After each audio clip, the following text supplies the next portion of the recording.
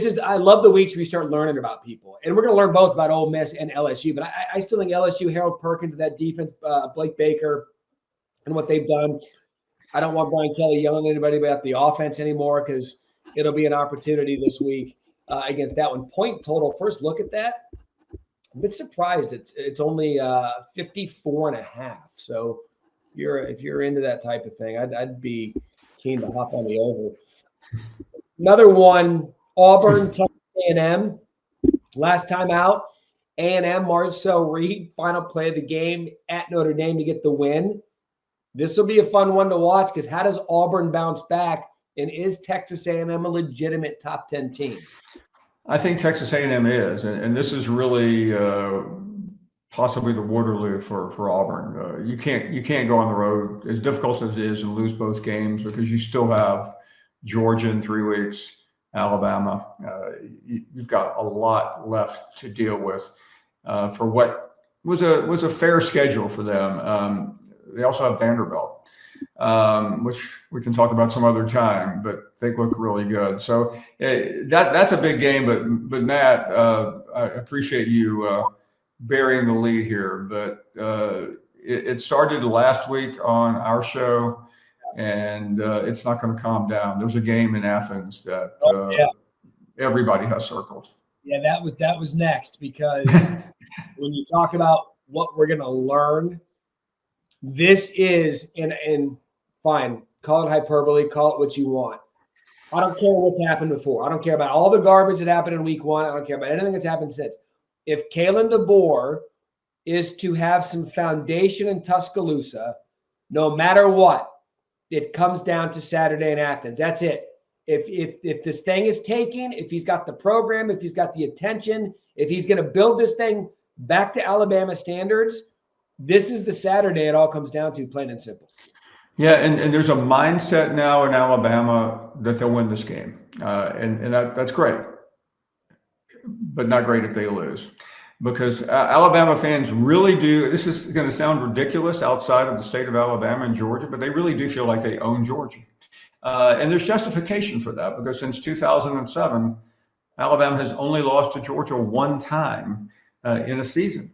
And it was a rematch from a game that was played a couple weeks earlier. It was in the national championship game, and it's not insignificant.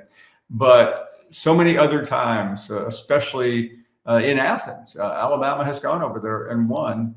And it's that program that Georgia doesn't is not subservient to anyone, but this is that one program that gets in their head a little bit, especially and it was Nick Saban in Kirby's head. Last year it was Kalen DeBoer.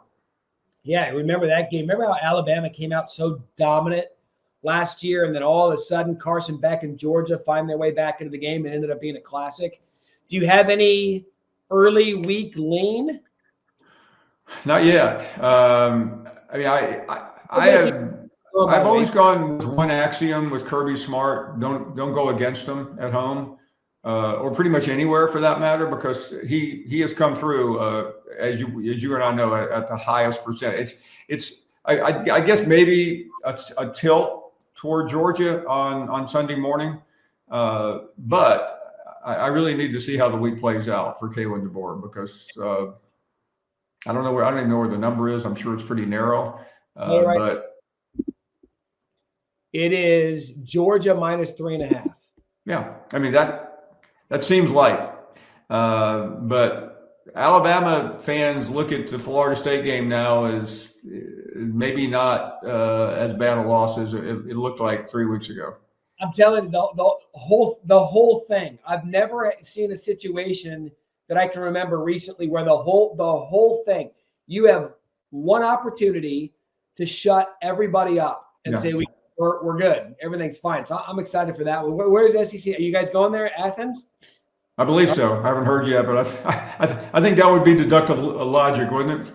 With game day going to Oregon, Penn State, big one in the Big Ten. I'm fascinated by this one because those two teams really haven't played anybody. And James Franklin has their roster stacked to be like Michigan 2 years ago, Ohio State last year. This is a big one for him, too, for people to believe it's not going to be the same old Penn State. Penn State was the narrative all during the offseason, Matt. And a week from this morning, if Penn State wins, they're going to be the narrative from this moment on, because we're going to go from the mega games that we're talking about right now, and then there's going to be one game left on the schedule. And you know what it is. It's Penn State and Ohio State. Yeah, look, you're right. Mega games next week. We will be here next Sunday morning. We've been waiting for it. This week, you wanted to get up, and it just got sloppy. There was travel with Paul. There was weather. It was just one big – we had to do an hour-and-a-half show yesterday in between Clemson because there was the weather delay at the Clemson game. So we're up there filibustering for an hour and a half. It was just one of those Saturdays. But you know what? That's why we have one of those Sundays with you, the beautiful people. Have a Bloody Mary. Have a brunch. Yell at us all you want, but we'll be here each and every week. The Matt Barrie Show, presented by Allstate, recapping another busy weekend in college football. You want this, you got that. No way, watch them walk right past you. Run fast while you have the chance. Don't speak, let them look right